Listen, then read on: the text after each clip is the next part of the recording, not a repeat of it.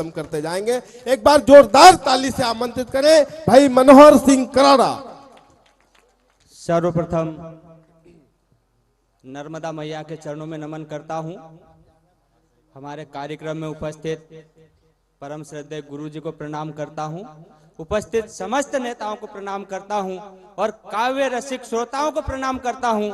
और चार पंक्तियां मात्र शक्ति को समर्पित करते हुए, भाई बहनों बैठ जाओ, मैं आपके लिए कविता सुनाऊंगा। चार पंक्तियां मात्र शक्ति को समर्पित करते हुए स्वागत स्वागत अपने काव्य पाठ की शुरुआत करता हूं।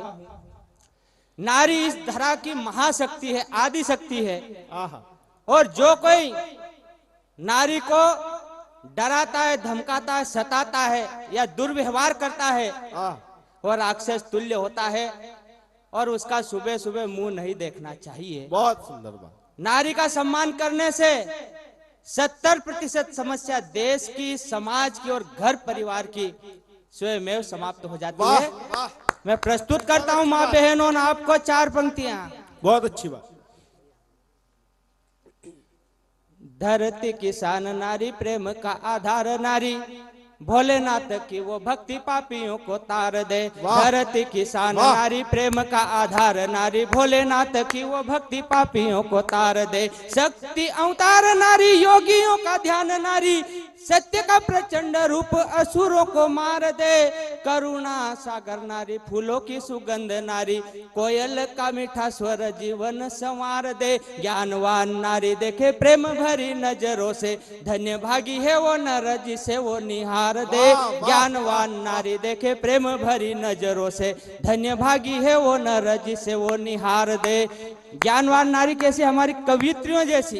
ये अगर आपको निहार देंगी तो आप धन्य हो जाएंगे, लेकिन इन्हें निहारने देना, उल्टी गंगा मत बहाना। वाह। घर का आशा की किरण नारी, सपनों का सार नारी, हिमालय की गंगा है प्यासे को वो नीर दे। घर का श्रृंगार नारी, श्राप वरदान नारी, पकड़ा वो पतवार डूबते को तीर दे। बासंती बहार नारी, बैसाख की छांव नारी, दूध अगर मांगो तो खुशी से वो खीर दे।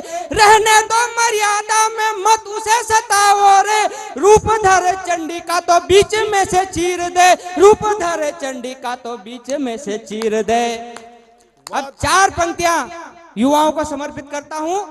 उससे पहले मैं बता देना चाहता हूं कि मेरे रोल मॉडल सलमान खान नहीं है, शाहरुख खान नहीं है, अक्षय कुमार नहीं है, और ना ही कोई क्रिकेटर्स महेंद्र सिंह धोनी, विराट कोहली और सचिन तेंदुलकर भी नहीं है। मेरे रोल मॉडल अगर कोई है तो महाराणा प्रताप है, वीर शिवाजी है, और कड़कड़ाती हुई ठंड में देश की सीमा पर चौकस खड़े सेना के वीर जवान।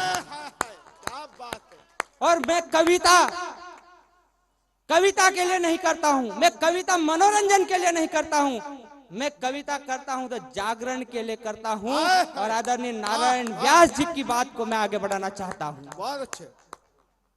जागो भारत माँ के बेटों, युवाओं को समर्पित कर रहा हूं। स्वागत स्वागत। और मैं शक्ति का साधक हूं, और जब तक हमारा देश शक्ति का साधक रहा तब तक विदेशी आक्रमणकारियों की हिम्मत नहीं होती थी कि भारत की तरफ आंख उठाकर भी देख ले।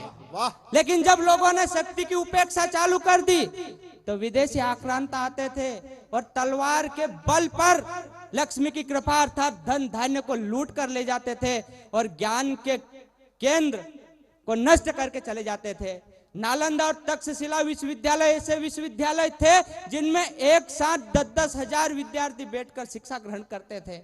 और विदेशी आक्रांताओं ने नालंदा विश्वविद्यालय की लाइब्रेरी में जब आग लगाई तो वह लाइब्रेरी 6 महीने तक धू धू करके जलती रही। इसी से आप अंदाजा लगा लीजिए कि वह लाइब्रेरी कितनी विशाल रही होगी।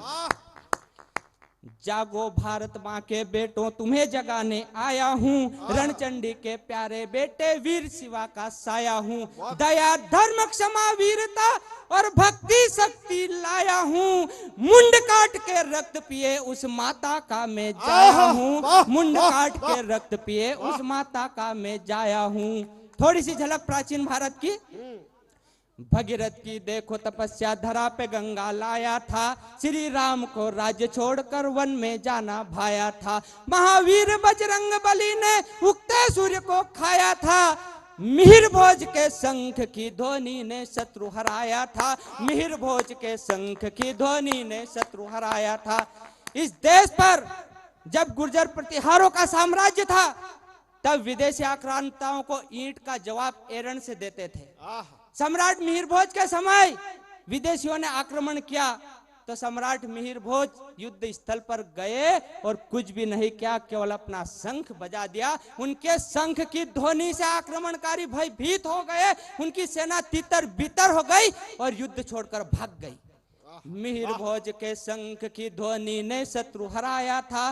सिंह गर्जना सुनकर शत्रु थर थर कांपा करते थे, 3 पांव में 3 लोग को पल में नापा करते थे। घास की रोटी खाकर राणा मुगल मिटाया करते थे, बिना मुंड के रुंड युद्ध में धूल चटाया करते थे, बिना मुंड के रुंड युद्ध में धूल चटाया करते थे। गुरुजी, विश्व के इतिहास में भारत के योद्धा ऐसे योद्धा थे जो युद्ध में शीश कटने के बाद बिना मुंड के रुंड जमीन पर नहीं गिरते थे, बल्कि तब तक युद्ध करते थे जब तक शत्रुओं का खात्मा ना हो जाए, जब तक विजय प्राप्त ना हो जाए। त्याग तपस्या सूरवीरता भारत के गण गण में थे, भक्त के लिए भगवान यहाँ पर मिट्टी के कण कण में थे। गाय गीता गायत्री गंगा भारत के घर घर में थे। धनुष बाण और त्रिशूल कृपाण सूरों के कर कर में थे, धनुष बाण और त्रिशूल कृपाण सूरों के कर कर में थे। हर हाथ में हथियार होता था, लेकिन आज स्थिति यह है कि लोगों के घरों में कुत्ता भगाने का डंडा भी नहीं मिलता है। और जब किसी युवा की शादी होती है तो बारात में तलवार की आवश्यकता पड़ती है डॉक्टर साहब।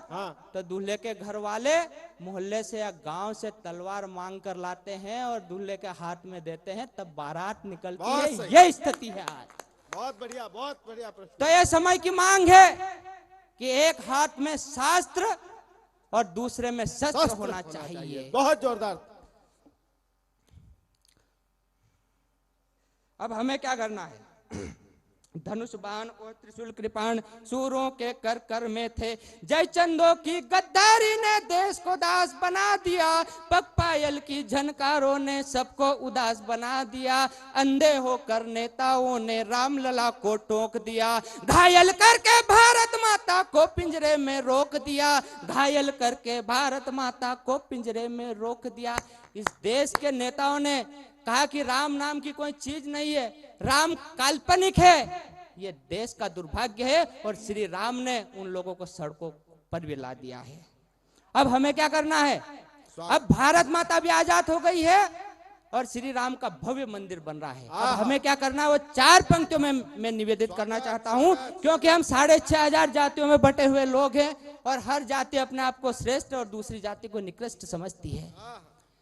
जात पात के सड़े पास को, पास या निबंधन, जात पात के सड़े पास को टुकड़े टुकड़े तोड़ दो, धर्म भीरुता कायरता को अब तुम बिल्कुल छोड़ दो। बहुत सहे हैं जुल्म सितम, अब रुक अपना मोड़ दो, देखे जो गंदी आंखों से उन आंखों को तुम फोड़ दो, देखे जो गंदी आंखों से उन आंखों को तुम फोड़ दो। धन्यवाद।